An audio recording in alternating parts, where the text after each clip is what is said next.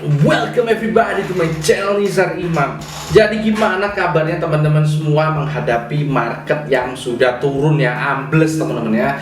Jadi pertanyaan saya cuma satu teman-teman ya. Apakah teman-teman merasa apes ya invest di pucuk, invest sebelum persis terjadi krisis, atau teman-teman merasa nyesal ya karena sudah invest di waktu yang nggak tepat? Nah, buat menjawab itu semua, di video kali ini saya akan menceritakan ya teman-teman ya, kisah fiksi dari seseorang yang namanya Bob. Cerita ini mungkin sudah terkenal ya di kalangan investor ya. Jadi Bob ini adalah seorang investor yang paling gak beruntung. Kenapa? Karena dia selalu invest di timing yang salah. Dia selalu invest persis sebelum terjadi krisis ya, sebelum market bearish. Jadi kisahnya seperti apa, endingnya seperti apa. Nah teman-teman pantengin terus video ini sampai akhir, karena di video ini teman-teman akan dapat banyak wisdom ya, akan menguatkan hati teman-teman biar nggak galau lagi ya. Oke, langsung aja, nggak usah banyak bicara lagi, let's go.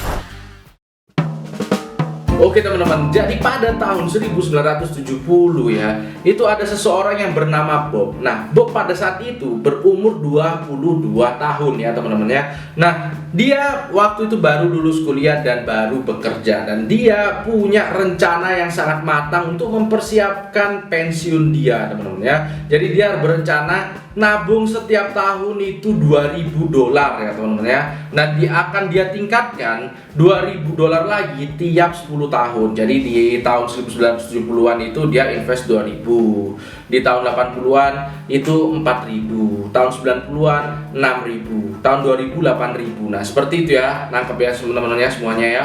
Jadi pada tahun 70 dia baru mulai masuk saham ya. Dia invest sampai tahun 1972 dengan mengumpulkan $6.000, dan kemudian apesnya teman-teman ya, di tahun 1973 itu terjadi crash. Nah, ini grafiknya seperti ini. Saya belum sampaikan di video saya sebelumnya ya, tapi kira-kira seperti inilah grafiknya. Dari 1000-an turun sampai 570-an ya, kurang lebih 50% ya, mungkin tepatnya di sekitar 48%. Dan ini terjadi selama 2 tahun ya teman-teman ya. Jadi dia kapok lah si Bob ini, karena pada saat dia masuk langsung dibawa turun 48%. Nah, bayangkan teman-teman, akhirnya dia libur dulu dari market, tapi dia tetap ngumpulin uang ya, tetap dikumpulin sampai akhirnya market jadi bullish. Nah, ketika market bullish, si Bob merasa nyaman lagi untuk mulai berinvestasi kembali di pasar modal ya. Jadi dia ambil semua tabungannya dia selama 15 tahun tadi.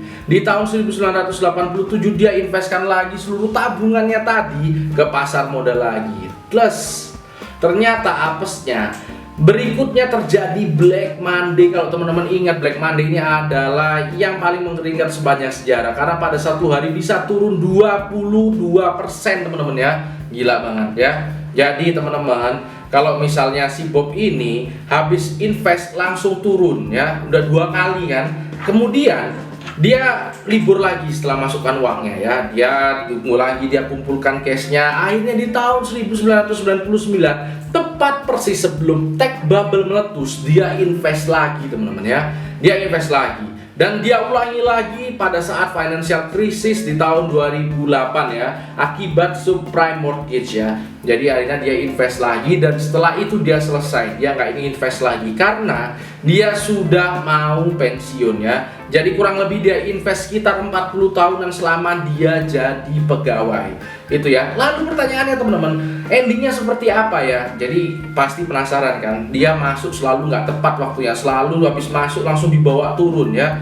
Nah, ini adalah total investasinya teman-teman ya. Jadi dia sudah invest total tuh $184.000 ya, dengan following crash seperti ini ya. Jadi dia invest di tahun 72, di tahun berikutnya minus 48% karena crash. Kemudian berikutnya juga seperti ini, terus seperti itu ya. Nah, gambar grafiknya kurang lebih seperti ini teman-teman. Nah, seperti ini ya. Jadi dia invest 6.000 berhenti ya, terus invest 46.000, kena Black Monday, lanjut lagi, dan ternyata Pada tahun 2018-an uangnya sudah mencapai 727.000 US dollar dari sekitar 180 ribuan, yang itu naik sekitar 6,1 kali lipat ya, kurang lebih sekitar itu. Dan itu kalau dihitung ya, itu tiap tahun ternyata compounding sekitar 10% ya teman-teman. Jadi tiap tahun naik 10%, tiap tahun 10%. Padahal dia masuk selalu nggak tepat, masuk besoknya selalu langsung turun, masuk langsung turun,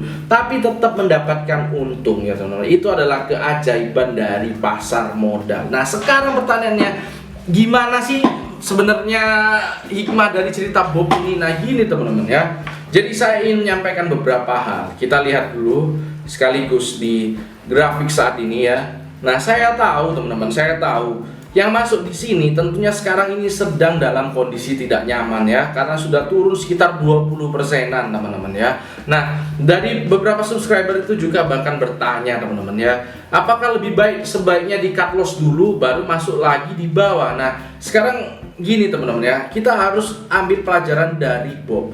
Yang pertama pelajarannya itu seperti ini. Bob itu sudah melakukan kesalahan dengan selalu masuk di pucuk. Tapi untungnya Bob itu pinter. Ketika dia sudah melakukan kesalahan beli di pucuk, dia nggak ulangi lagi dengan menjualnya di bawah. Jadi dia nggak buat kesalahan double. Dia cukup sekali aja melakukan kesalahan. Nah teman-teman juga jangan seperti itu. Teman-teman jangan sudah beli di pucuk dijual lagi di bawah, itu berarti teman-teman melakukan kesalahan double ya. Tunggu aja teman-teman, tunggu.